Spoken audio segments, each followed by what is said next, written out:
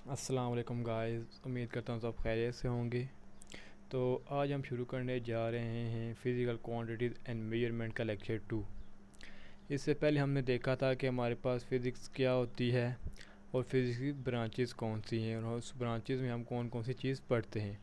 अब नेक्स्ट हम पढ़ेंगे फ़िज़िकल क्वांटिटी। तो फिज़िकल क्वांटिटी बेसिकली हमारे पास होती है all measurable quantities are called physical quantities. हम जिस चीज़ को मेजर कर सकते हैं वो सारी की सारी फ़िज़िकल क्वांटिटीज़ में आ जाती हैं। मिसाल के तौर पे लेंथ हो गया, मैस हो गया, टाइम हो गया, टेम्परेचर हो गया, इस तरह बाकी जितनी भी चीज़ें हैं जिनको हम किसी न किसी इंस्ट्रूमेंट के ज़रिए से मेजर कर सकते हैं उसको हम कहते हैं फ़िज़िकल क्वांटिटीज़। अब फिज़िकल क्वांटिटीज़ में हमारे पास दो कैरेक्टरिस्टिक होती हैं। नंबर 1 न्यूमेरिकल एंड यूनिट, यानी कि हमारे पास वो क्वांटिटी होगी तो उसकी कोई ना कोई नंबर होगा। नंबर होने के साथ साथ उसका कोई यूनिट होगा, क्योंकि नंबर तो हमें बता देगा कि उसकी कितनी क्वांटिटी है, लेकिन यूनिट हमें बताएगा वो कौन सी क्वालिटी है, यानी कि वो किस चीज़ से बिलोंग कर रहा है। अगर लेंथ है तो मीटर है, मैथ है तो केजी है, टेम्परेचर है तो सेल्सियस आ जाएगा या फ़ारेनहाइट आ जाएगा, टाइम आएगा तो सेकंड आ जाएगा। इस तरह हमारे पास ये दो चीज़ें इसमें आती हैं। अब नेक्स्ट अगर हम बात करें कि फ़िज़िकल क्वांटिटीज़ में हमारे पास कौन कौन सी चीज़ें आती हैं, तो इसकी दो टाइप्स हैं, base quantities and drive quantity. सबसे पहले हम देखेंगे कि हमारे पास बेस क्वांटिटीज़ कौन सी होती हैं। तो base quantities are the quantities on the basis of which other quantities are express, यानी कि बेस क्वांटिटीज हमारे पास वो क्वांटिटीज़ होती हैं जिनकी बेस पर यानी जिनको बुनियाद रख के दूसरी क्वांटिटीज़ बनाई जाती हैं। अब हमारे पास जो बेस क्वांटिटीज़ होती हैं वो 7 तरह की हैं, जिनमें हमारे पास लेंथ है, मैस है, टाइम है, टेम्परेचर है, इलेक्ट्रिक करंट है, इंटेंसिटी ऑफ लाइट है और देन अमाउंट ऑफ सब्सटेंस है। उसके बाद अगर हमारे पास आ जाता है ड्राइव क्वांटिटीज़ कौन सी होती हैं, तो ड्राइव क्वांटिटीज़ हमारे पास वो क्वांटिटीज़ होती हैं जो कि बेस क्वांटिटी से मिल के बनती हैं, यानी कि हम बेस क्वांटिटीज़ को आपस में मिलाते हैं और वहाँ से हम आगे फिर एक नई ड्राइव क्वांटिटीज़ बना लेते हैं। यानी दो या दो से ज़्यादा बेस क्वांटिटीज़ को आपस में मिलाकर हम ड्राइव क्वांटिटीज़ बना लेते हैं, जिनमें हमारे पास एरिया आ जाता है, वॉल्यूम आ जाता है, स्पीड आ जाती है, फोर्स, वर्क, और इस तरह हमारे पास बहुत सारी और चीज़ें आ जाती हैं। उसके बाद हम देखते हैं कि हमारे पास यूनिट क्या होता है। Once a standard is set for a quantity then it can be expressed in term of that standard quantity, यानी कि हम किसी चीज़ के लिए कोई स्टैंडर्ड सेट कर देते हैं और उसके बाद वो चीज़ उसी टर्म में हमेशा डिफाइन होती रहे तो उसको कहते हैं यूनिट। जैसे किसी चीज़ का वेट करना हो तो हम क्या करते हैं, केजी, तो यानी इसके लिए स्टैंडर्ड सेट हो गया। लेंथ मेजर करनी हो तो हम क्या करते हैं, मीटर, ये उसके लिए स्टैंडर्ड सेट हो गया, तो ये उसका क्या बन गया, यूनिट। यानी कि यूनिट हमारे पास इस तरह आ जाता है कि हम उस किसी भी चीज़ के लिए एक स्टैंडर्ड सेट कर दें तो वो हमारे पास यूनिट। अब यूनिट्स सेट करता कौन है, हम तो नहीं कर सकते, तो इसके लिए हमारे पास एक सिस्टम होता है, उस सिस्टम को कहते हैं इंटरनेशनल सिस्टम ऑफ यूनिट।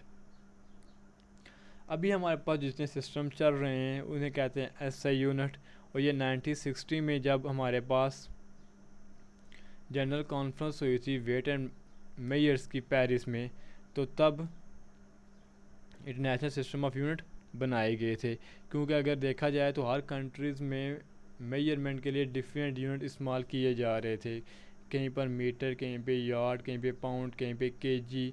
तो इस तरह एक स्टैंडर्ड सेट कर दिया गया ताकि हर जगह हमारे पास सेम यूनिट यूज़ हो सके और ताकि हमारे पास कोई कन्फ्यूजन ना हो, हम एक ही यूनिट के साथ हर जगह चीज़ को मेजर किया करें। उसके बाद बात आ जाती है हमारे पास बेस क्वांटिटीज़ की। अगर तो बेस क्वांटिटीज़ की हमने बात की थी ना, अब उस बेस क्वांटिटी से आगे हमारे पास बेस यूनिट भी आ जाते हैं। तो हमारे पास अगर बेस यूनिट की बात करें तो वो सारे के सारी बेस क्वांटिटीज़ जो हमने पहले पढ़ी थी उनके आगे कुछ यूनिट और सिंबल हैं। जैसे हमारे पास लेंथ है तो लेंथ के लिए मीटर, मैस है तो उसके लिए किलोग्राम,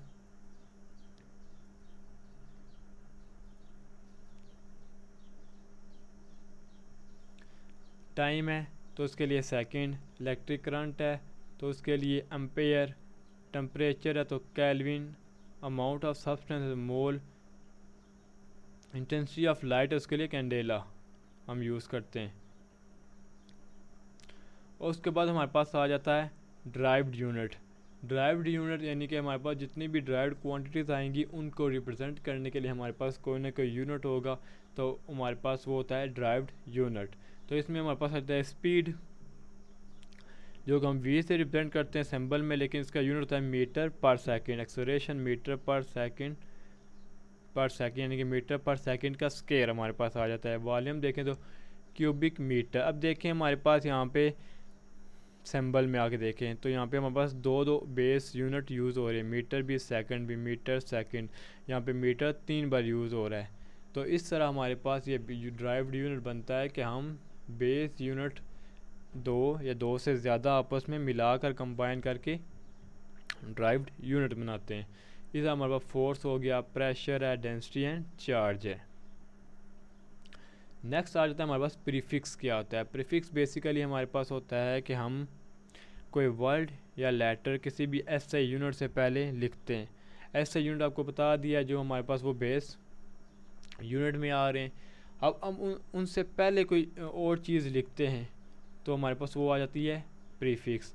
प्रीफिक्स हमारे पास मुख्तलिफ़ तरह की आती है, किलो, मेगा, गीगा, मिली, सेंटी, नैनो, माइक्रो, मुख्तलिफ़ तरह की आती है। तो मिसाल के तौर पर अगर हमारे पास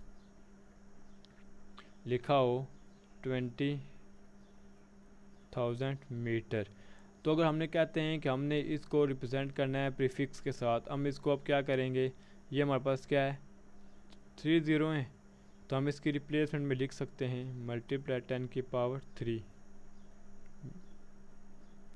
तो जो 10 की पावर 3 होती है ना वो होती है हमारे पास किलो मीटर। तो अब ये हमारे पास क्या है प्रीफिक्स।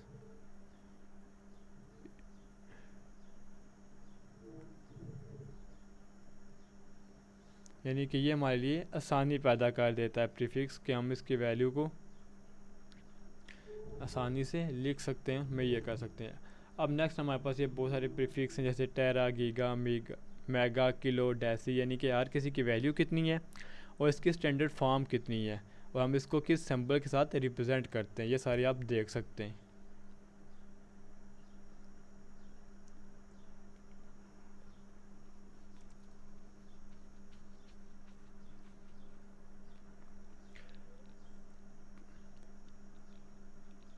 तो आज की वीडियो में हमने ये देखा कि हमारे पास फिज़िकल क्वांटिटीज़ कौन सी होती हैं, फिर उसके नेक्स्ट हमारे पास टाइप्स कौन सी होती हैं, और टाइप देखने के बाद हमने टाइप्स के यूनिट देखे हैं, और यूनिट देखने के बाद अगर हमने कोई बड़ी वैल्यू आ जाए उसको किसी स्टैंडर्ड फॉर्म में लिखना हो तो हम उसके लिए प्रीफिक्स यूज़ करते हैं। आज के लिए इतना ही, थैंक यू।